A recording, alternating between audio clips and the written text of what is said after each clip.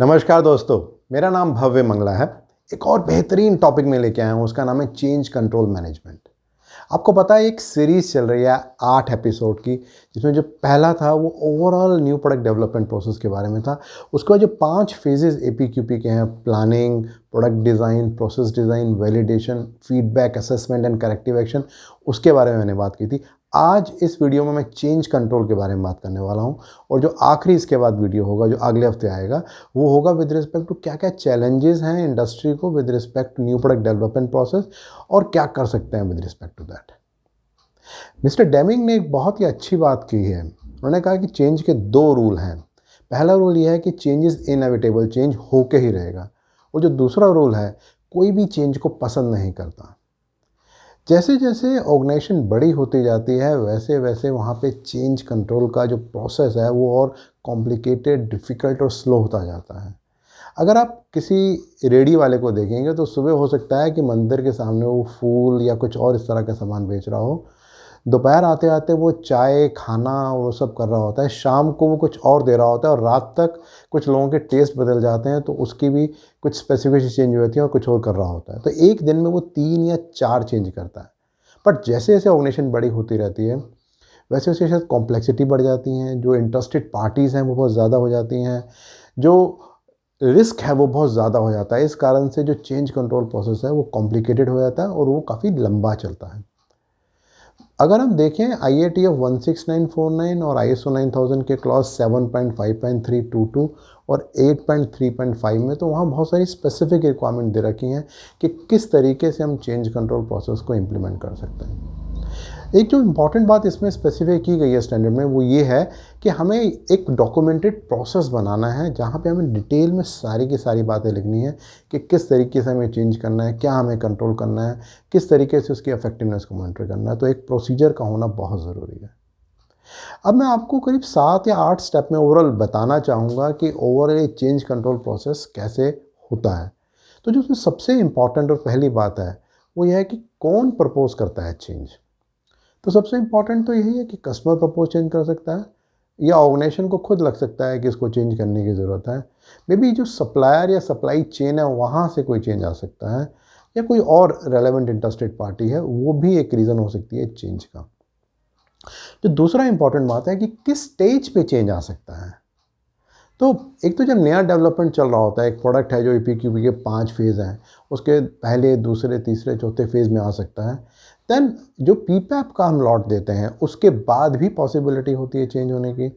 Mass production जब हम कर देते हैं और रेगुलर सप्लाईज आती हैं, उस समय भी पॉसिबिलिटी होती है चेंज की। देन कस्टमर की सेटिस्फेक्शन को इम्प्रूव करने के लिए भी एक रीज़न होता है कि हम चेंज कर सकते हैं। देन जो तीसरा सवाल है वो ये आता है कि जब चेंज करना है, तो हमें कैसे पता लगेगा कि क्या-क्या चेंजेस हो सकते हैं। तो जो चेंजेस हो सकते हैं, वो चेंजेस कैसे हो सकते हैं? देखिए, या तो जब हम DFA में बना रहे हैं, उस समय जब हम डिज़ाइन रिव्यू कर रहे हैं, वो एक रीज़न हो सकता है चेंज का। जब हम PFA में का रिव्यू कर रहे हैं, तो वो भी एक रीज़न हो सकता है चेंज का।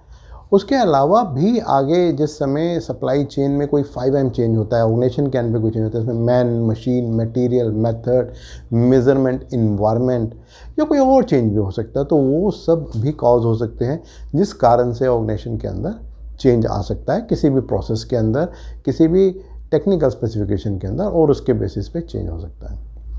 जो अगला सवाल इसके बाद आता है, वो आता है कि जब भी हम चेंज कर रहे हैं तो किन किन बातों का हमें ध्यान रखना है। तो हमें देखना है कि उसकी फिटमेंट ठीक है, उसका फॉर्म ठीक है, उसका फंक्शन ठीक है, उसकी जो ड्यूरेबिलिटी है वो ठीक है, क्या उसका जो हमने वैलिडेशन स्टडी की है, क्या उसके बाद वो सारे रिजल्ट आ रहे हैं जो ऑर्गेनाइजेशन को चाहिए, या उसके अंदर कोई बदलाव आ रहा है। इसके अलावा हम यह भी चेक कर सकते हैं कि जो हमारी एक्सपेक्टेशन थी शुरू में, क्या हमने एक्चुअली में उसको मीट किया, नहीं किया। तो ये सब पॉसिबल चीज़ें हो सकती हैं जो कि हमें चेंज के टाइम में देखनी है। एक और इम्पॉर्टेंट बात जो चेंज के समय होती है, वो ये होती है कि चेंज जब रिक्वेस्ट कस्टमर से आती है, तो कितने दिन में इसको हमें रिव्यू करना है। तो स्टैंडर्ड कहता है कि 10 दिन के अंदर हमें एटलीस्ट रिव्यू करना है कि वो चेंज हम कर सकते हैं, नहीं कर सकते हैं, हमें एक्सेप्टेबल है या नहीं है। तो जो 10 दिन की रिक्वायरमेंट है, उसको ध्यान रखना बहुत ज़रूरी है। अब जो उसके अगला स्टेप है, वो होता है कि हम कैसे इंश्योर करेंगे कि ये इफ़ेक्टिव है या नहीं है। तो उसके लिए स्टैंडर्ड कहता है कि हमें कुछ डॉक्यूमेंट्स को चेंज करना है। वो डॉक्यूमेंट्स क्या क्या हो सकते हैं जो इंजीनियरिंग चेंज प्रोसेस में चेंज होंगे। सबसे इंपॉर्टेंट तो पहला डॉक्यूमेंट जो इंजीनियरिंग चेंज का जो रिक्वेस्ट डॉक्यूमेंट होता है वो होता है। देन दूसरा एक डॉक्यूमेंट होता है, वो होता है कि हम जहाँ पे रिस्क एनालिसिस करते हैं और आइडेंटिफाई करते हैं कि अगर हम ये चेंज करेंगे तो क्या क्या पॉसिबल इम्पैक्ट आ सकते हैं। देन कई बार ऐसा भी होता है कि हमें कोई भी चेंज करने के लिए कस्टमर का अप्रूवल लेना पड़ता है। एट टाइम्स अप्रूवल इस बात का नहीं है कि हम चेंज कर रहे हैं, अप्रूवल इस बात का है कि हम आपका एक वेवर लेना चाहते हैं, तो वो भी एक तरह का अप्रूवल होता है। देन इसके अलावा एक और इम्पॉर्टेंट चीज़ इसके अंदर होती है, वो ये देखना होता है कि ये जो हम चेंज कर रहे हैं इसमें कहाँ कहाँ पर इम्पैक्ट आएगा, उसको भी डॉक्यूमेंट करना ज़रूरी है। कि अगर एक ऑर्गेनाइजेशन में चेंज हो रहा है तो सप्लाई चेन में क्या चेंज हो सकता है, आगे कस्टमर एंड पे क्या चेंज हो सकता है और फाइनल कस्टमर क्या इम्पैक्ट आ सकता है, उसको भी हमें डॉक्यूमेंट करने की ज़रूरत है। देन हमें ये भी डॉक्यूमेंट करने की ज़रूरत है कि क्या क्या डॉक्यूमेंट्स हैं जो चेंज होंगे। से फॉर एग्जांपल अगर हम मान के चलते हैं कि एक आइटम है जिसकी डायमेंशन 5.5 है और उसको हम 5.6 कर देते हैं, तो कौन कौन से पॉसिबल डॉक्यूमेंट्स हैं जिसके अंदर बदलाव आ सकता है। अगर वो कंपनी डिज़ाइन रिस्पॉन्सिबल है तो डीएफए में को रिव्यू करना है, पीएफए में तो हमें रिव्यू करना ही पड़ेगा, कंट्रोल प्लान हमारा रिव्यू होगा, उसके बेसिस पे कोई प्रोसेस शीट है, प्रोसेस फ्लो चार्ट है, वो भी रिव्यू हो सकता है, स्पेसिफिकेशन शीट रिव्यू हो सकती है, वर्क इंस्ट्रक्शन चेंज हो सकती हैं। अगर हमें उससे किसी इंस्ट्रूमेंट को चेंज करने की आवश्यकता है तो एमएसए स्टडी की आवश्यकता पड़ सकती है। अगर हमें लगता है कि वो एक स्पेशल कैरेक्टरिस्टिक है तो एसपीसी स्टडी भी हो सकती है। और इस तरह से बहुत सारे और डॉक्यूमेंट्स हैं जो कि इम्पैक्टेड होते हैं और चेंज होते हैं जब भी कोई चेंज होता है। आजकल व्हीकल्स में एम्बेडेड सॉफ्टवेयर बहुत सारे लगे होते हैं, तो ये बहुत ज़रूरी है कि इन केस कोई इंजीनियरिंग चेंज हो रहा है जो सॉफ्टवेयर रिलेटेड है, तो जो भी रिवीजन नंबर है हार्डवेयर का और सॉफ्टवेयर का, उसको भी रिव्यू करके चेंज करने की बहुत आवश्यकता है।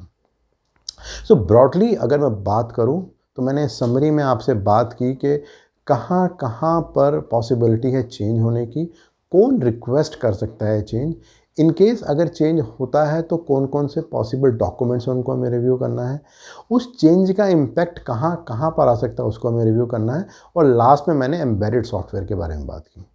अगर सिस्टमेटिकली कोई भी ऑर्गेनाइजेशन इस इंजीनियरिंग चेंज प्रोसेस को करता है तो सबसे इम्पॉर्टेंट बात तो है कि वो कॉस्ट इफेक्टिव होता है, जो कस्टमर का सेटिस्फेक्शन लेवल है वो इम्प्रूव होता है, और जो ऑर्गेनाइजेशन और कस्टमर की जो रिलेशनशिप है उसमें इम्प्रूवमेंट आती है।